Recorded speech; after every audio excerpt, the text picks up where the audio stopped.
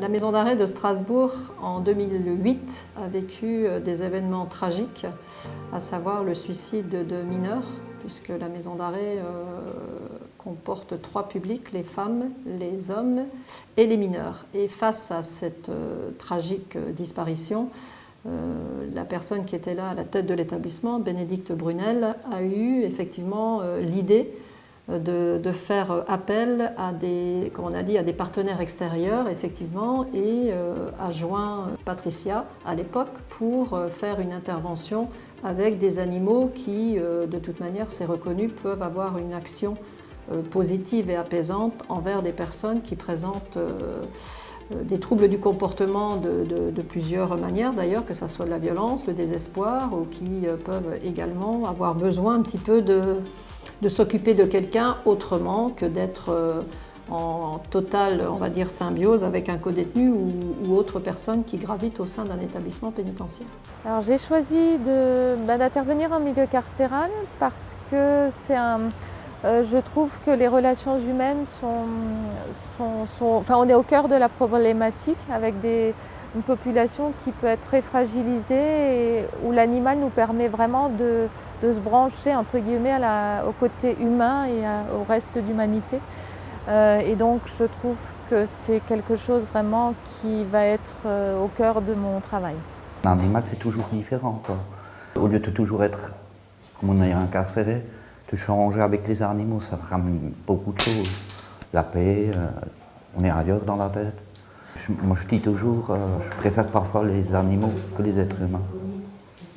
Parce que l'être humain, il déçoit.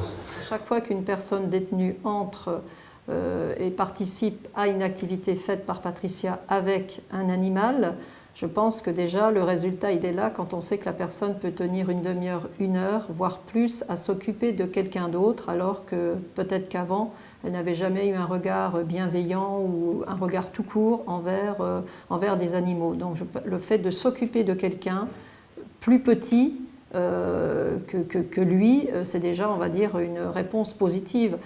Alors l'approche des personnes détenues au départ par rapport à cette nouvelle action était parfois partagée ou mitigée parce qu'on ne savait pas trop ce qu'on allait y faire.